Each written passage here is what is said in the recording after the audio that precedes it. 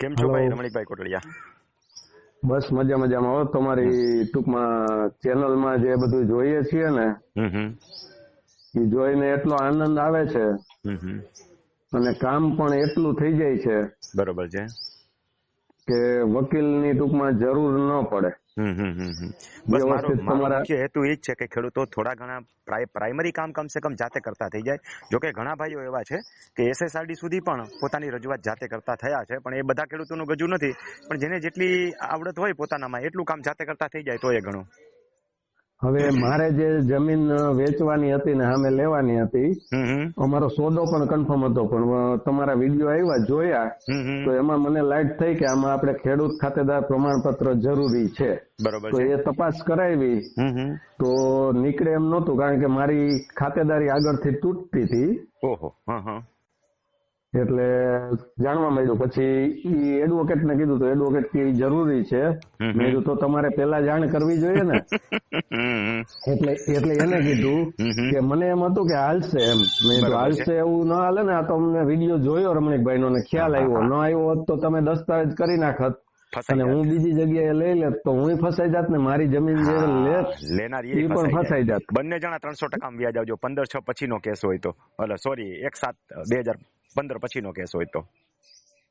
ના, એમ તો 1968 થી હતો, પણ ત્યાંથી આગળ વેચત તો અત્યારે ને. હા, વેચત અત્યારે. જો તૂટતી ખાતેદારી જૂની હોય, જૂની તૂટતી ખાતેદારી જો અત્યારે વેચો અને ખરીદો તો મોટી મુશ્કેલી પડે.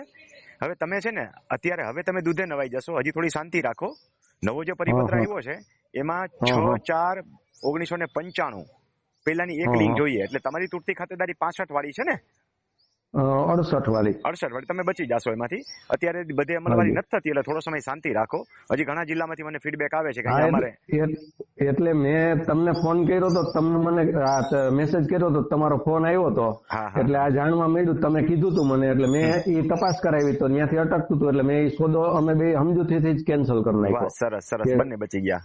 કારણ કે તમારા હિસાબે અમે બે બચી ગયા અને બે ની ખાતેદારી બચી ને બે ના પૈસા બચ્યા. હા, બરોબર. અને દરેક ખેડૂતને હું તો કઉ છું કે તમારા દરેક વિડીયો જોઈ લઈએ ને તો એના લગભગ તો 90% પ્રશ્ન સોલ્વ થઈ જાય. ને કદાચ કોઈ પ્રશ્ન હોય તો ખેડૂત તમને મેસેજ કરે તો તમે સામેથી કોલ કરો જ છો. આ નિયમમાં રહીને મેસેજ કરીને સાહેબ, એટલે હું કોલ કરું છું. જે ડાયરેક્ટ મને ફોન કરીને હેરાન કરે છે ને એમાં મુશ્કેલી પડે છે. એટલે હું એ જ કઉ છું કે તમને સવાલ જો સામે વાળાનો અનુકૂળ લાગતો હોય તો તમારો કોલ આવે જ છે. હા, આવે છે.